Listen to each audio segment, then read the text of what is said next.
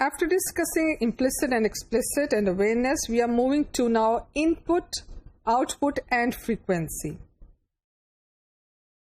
According to Corder, language input refers to what is available to be utilized by the learner for SLA, which should be differentiated from intake, which is that part of the input which is comprehended by the language learner. So the differentiation between input and intake is important. Intake is when you become aware of it, and intake is when that information is internalized, is processed. Input, oral or written corpus of the target language, to which second language learners are exposed through various sources. So input is something in SLA which is seen in the form of oral or written expressions where the second language learner is exposed to, and there are different sources for that, maybe interaction with the native speaker or through books or watching movies. So there are multiple sources. Two factors: availability and accessibility. Availability refers to the degree of that information that is available for the input, and accessibility is to what extent a learner has an access to that information which is available in the target language. So let's see, you have the positive evidence in input and the negative evidence. So positive, you see, the information has to be authentic, modified, simplified, elaborated. Negative evidence is something that we need to understand. Now, in terms of positive, what is accepted correct language elements of target language learner received through their exposure to L2 is positive evidence. Negative evidence is the information about what is incorrect in the language produced by a learner and what is needed to make correction. So, identification of incorrection and the suggestion for correction are provided in the negative evidence. Michel and Miles says that negative evidence is some kind of input that lets the learner know that a particular form is not acceptable according to target-like norms. So that negative evidence has preemptive aspect, which means anticipated, reactive, which means responsive or respond to. Then grammatical rules. Preemptive is based on grammatical rules, and reactive consists of explicit and implicit knowledge. Explicit is overt error correction, and implicit communication breakdowns and recasting or rearranging of the roles of the participant involved in that communication. The comprehensible output hypothesis states that we acquire language when we attempt to transmit a message but fail and have to try again. So comprehensible output depends on how, after receiving comprehensible input, we are trying to produce a correct form of language expression. Eventually we arrive at the correct form of our utterance. Our conversational partner finally understands, and we acquire the new form we have produced. So this is a process that after receiving comprehensible input, you make lots of attempts to provide the comprehensible output, and you keep on doing it unless and until you come up with that expression which is understood by your partner. And when you produce that, that is how you learn that this is a new form of knowledge which comes through your comprehensible output.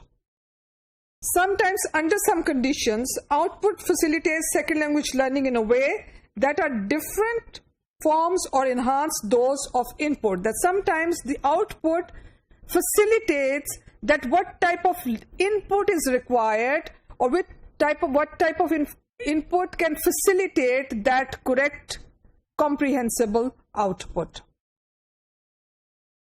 Now, in an image in front of you, you have different stages till you get to the output. A perceived input, that the input which has been perceived, leading to comprehended input, that the comprehension process, leading to the intake, which is the internalization. Then that information is integrated, and then it is produced as output. Now, a perceived input is done via noticing. So first you become aware of the information, you notice the information, and that there is a gap in their own knowledge and what they are provided. That is noticing. So there is a gap, the existing knowledge and what is being provided. This also refers to the noticing hypothesis. Comprehended input is some part of the input is comprehended based on the comprehensible input. Intake involves the process of assimilating linguistic material via cognitive comparison, which means by having the comparison of the existing knowledge and what you have acquired. So basically internalization happens here. And then the integration stage, where the intake is stored for later retrieval or analysis, moves on to, so here this is long-term memory. Long-term memory takes place because it is stored for retrieval.